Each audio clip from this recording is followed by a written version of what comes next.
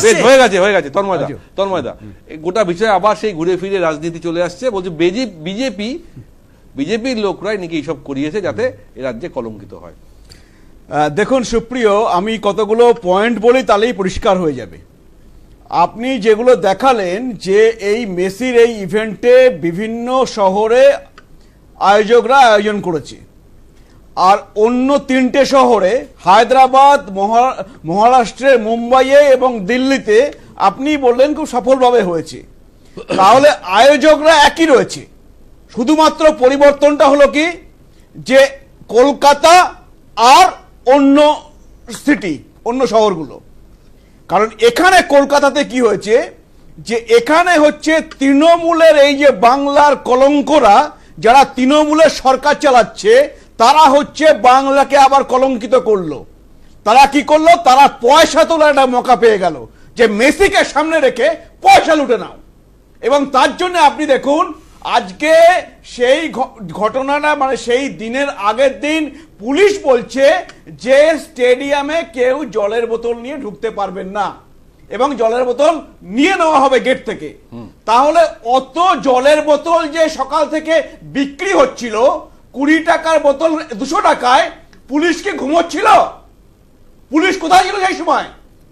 আজকে তো আমি বলবো তদন্ত হওয়া উচিত, শুধুমাত্র এই নেতা মন্ত্রী নয়, পুলিশের বিরুদ্ধেও।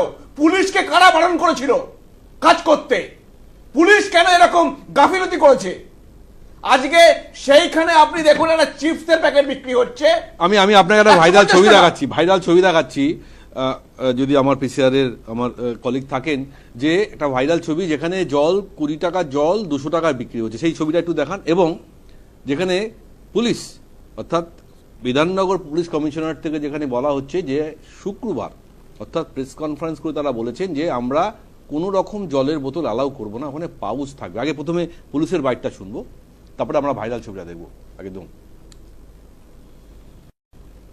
আপনাদের অবগতির জন্য জানিয়ে দিতে চাইছি যে কারুর জল আনার প্রয়োজন নেই।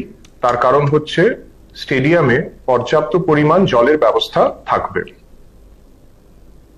এছাড়া আমরা আপনাদেরকে অনুরোধ করব যে নিজেদের মোবাইল ফোন ছাড়া খুব বেশি জিনিস কিছু আনবেন না। আমাদের যেমন গেটে বা র্যাম্পে ফ্রিস্কিং এর ব্যবস্থা আছে, কিন্তু তবু আমরা অনুরোধ করব যে কোনো ভ্যালুয়েবল জিনিস ওই দিন ওই সময়ের জন্য স্টেডিয়ামে না আনতে। শুনলেন তো?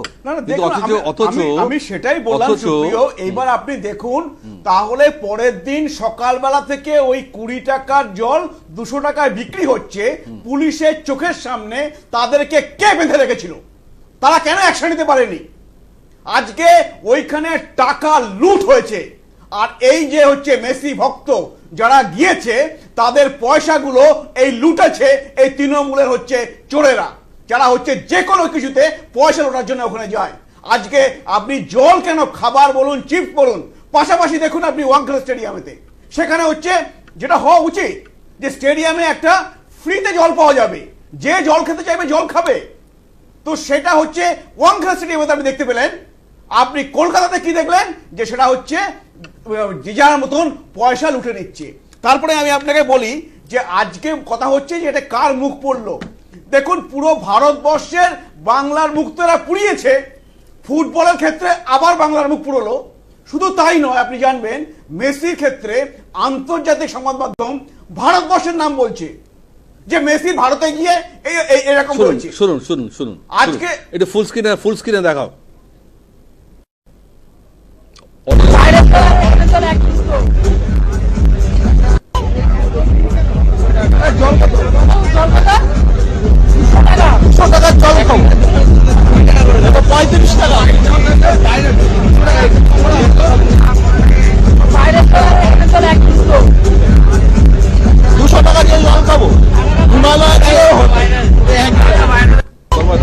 এই হচ্ছে সেই ভেন্ডার, একটা ভাইরাল ছবি। কিন্তু আজকে বিধাননগর পুলিশের কমিশনার বলছেন যে কি করে জল নিয়ে গেল আমরা তো জানি না, খোঁজ নিতে হবে। সুপ্রিয়, প্রতিটা জায়গায় চরম ব্যবস্থা। আজকে মেসির স্ট্যাচু বলে যেটা বলেছে সেটাকে দেখে মনে হচ্ছে ঋত্বিক রোশন। শুধু তাই নয়, তার পায়ের নিচে সেখানে আবার রয়েছে বিবেকানন্দ স্ট্যাচু। ওপরে রয়েছেন মেসি। তো এই রকম ভাবে হচ্ছে এরা হচ্ছে করেছে সবকিছু। আপনি বলুন, তারপরে এখানে দুটি পরিবারকে দেখতে পাচ্ছেন এবং তার পরিবারের লোকজন, একটি হচ্ছে ব্যানার্জি পরিবার যেটা হচ্ছে মুখ্যমন্ত্রী, আর একটি হচ্ছে ক্রীড়ামন্ত্রী বিশ্বাস পরিবার। তাদের সমস্ত কোথায় পরিবারের লোকজন সব মেসি চারিদিকে ঘিরে রয়েছে। শোনা যাচ্ছে নাকি 200টা পাস দেওয়ার কথা ছিল যারা হচ্ছে ফিল্ডে থাকতে পারবে, পরিবর্তে সেটা নাকি 700 জনকে দেওয়া হয়েছে। ভিডিও সেটা বলছে না, সেই 700 জনকে দেওয়া হয়েছে। এই 700 জনকে কিভাবে তারা পাসটা পেল, কারা দিল? এবার এখানে দেখবেন যে আয়োজকদের হয়তো কিছু করারই ছিল না, কারণ এই সমস্ত থেকে বোঝা যাচ্ছে শতদ্রু দত্ত নিয়ে নিয়েছে। নিজে মাইকে অ্যানাউন্স করছেন যে আপনারা সরে যান, আপনারা ভিড় করবেন না। তারা মাঠের মধ্যে এরা হচ্ছে তৃণমূলের, এরা পুরো কন্ট্রোলে নিয়ে নিয়েছে, নিয়ন্ত্রণে, যার জন্য আজকে বাংলার মুখ পুরলো। আজকে বাঙালি হিসেবে আমাদের মুখে লজ্জা হচ্ছে যে আজকে এই বলা হয় ফুটবলের পীঠস্থান। আপনি আমাকে ধরে রাখুন, আমি আপনাকে বললাম যে আপনি জানবেন এই হচ্ছে বিধাননগরে, এই হচ্ছে কিন্তু এত এরকম ক্রীড়া সংস্কৃতি আমাদের রাজ্যে ছিল না যে ঘটনা আমরা দেখলাম। এর আগে অনেক বড় ম্যাচে ঝামেলা হয়েছে। শর্টলেক স্টেডিয়ামে আন্ডার 17 এর ফাইনাল ম্যাচ হয়েছিল, ওয়ার্ল্ড কাপ আন্ডার 17। আমি আপনাকে বললাম এরপরে কোন ম্যাচ শর্টলেগে, আন্তর্জাতিক ম্যাচ শর্টলেগে দেওয়ার আগে তারা একবার না 100 বার চিন্তা করবে। কারণ এই শনিবারের এই খবর শুধুমাত্র আমাদের ভারতবর্ষের মিডিয়া নয়, গোটা আন্তর্জাতিক মিডিয়াতে দেখানো হয়েছে এবং সমালোচনা করে দেখানো হয়েছে। তার মানে বোঝাই যাচ্ছে। একটা পয়েন্ট বলবো আমি, একটা কথাই বলে দিই, মনে করে দিই মানুষকে, যে এটা তো প্রথমবার নয়। আজকে আপনারা জানেন যে কেকের একটা প্রোগ্রাম হয়েছিল, সেখানে হচ্ছে চরম অব্যবস্থা উঠে এসেছিল এবং তারপরে তার মৃত্যু হয়েছিল। কথা হয়েছিল কি, তদন্ত কমিটি গড়ে দিচ্ছি। আজ পর্যন্ত আমরা সেই তদন্ত কমিটির কোনো রিপোর্ট পেয়েছি না। ওই নামকা অবস্থাটা করা হয়, চোখ ঘোরানোর জন্য করা হয়, তারপরে আর কিছু হয় না। এই সরকারকে ক্ষমতায় রেখে আপনি কিছু আশা করবেন না। আমি হচ্ছে এই জেএনসিকে বলবো, যারা হচ্ছে এদেরকে ছুঁড়ে ফেলুন। তারপরে ওই ওয়াংখেড়াতে যেমন হয়েছে, মুম্বাইতে যেমন দিল্লিতে হয়েছে, ওই রকম ভাবে পশ্চিমবঙ্গে প্রোগ্রাম হবে, বিজেপি করে দেখাবে। বলছি অশোক দিন্দা কাদের এমএলএ? তন্ময়দা, অশোক দিন্দা কাদের এমএলএ? সেলফি তুলছে, অশোক দিন্দা সেলফি তুলছে। এটা পুলিশের প্রোগ্রাম নয়, এটা পুলিশের প্রোগ্রাম নয়, এটা রাজ্য সরকারের প্রোগ্রাম নয়, এটা একটা প্রাইভেট সংস্থার প্রোগ্রাম। তারা বুঝবে কে থাকবে তার পাশে কে থাকবে। এটা সরকারের প্রোগ্রাম নয়, পুলিশের প্রোগ্রাম নয়। অশোক দিন্দা বিজেপির এমএলএ সেলফি তুলছে কে বসে। আপনি দেখান অরূপ বিশ্বাসকে দেখান একটা সেলফি তুলছে, আর আমি দেখাচ্ছি অশোক দিন্দা বিজেপির এমএলএ সেলফি তুলছে। অশোক দিন্দা থাকুক আর সৌরভ গাঙ্গুলি, অরূপ বিশ্বাস সেলফি তুলছে, ওখানে ঘিরে দেখেন। আর আমি দেখাচ্ছি অশোক দিন্দা সেখানে সেলফি তুলছে। অশোক দিন্দা বিজেপির লোক ঘিরে ষড়যন্ত্র করে এই ঘটনা রচনা করেছে।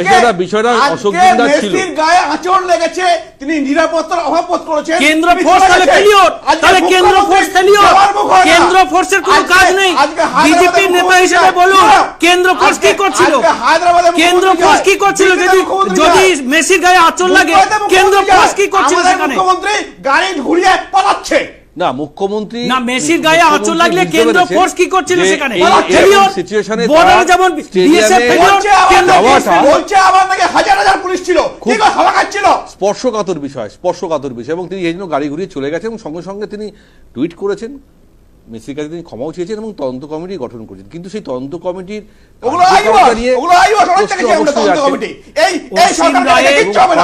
প্রাক্তন বিচারপতি অসীম রায় রয়েছেন, তিনি গতকাল ইতিমধ্যেই ভিজিট করে গেছেন। পুলিশ আজকেও তদন্ত করছে, আমাদের অপেক্ষা অবশ্যই করতে হবে। কিন্তু যারা দোষী, আমি তোকে ভাড়া দিচ্ছি, পুলিশকে গ্রেফতার করতে হয় প্রথমে এই জলের জন্য। আরে বাবা, প্রোগ্রামটা পুলিশের নয়, যারা অর্গানাইজেশন প্রথম অন্যায় হচ্ছে যে ওখানে জলের বোতল নিয়ে কারা ঢুকলো, কারা পারমিশন দিল। তো যারা অর্গানাইজেশন করেছে প্রোগ্রামটা তারা বুঝবে। আপনার মনে হয় পুলিশের পারমিশন ছাড়া কেউ ঢুকতে পারে ওখানে? বেশ, আমি ছোট্ট বিজ্ঞাপন বিরতি নেবো, আমি ফিরছি।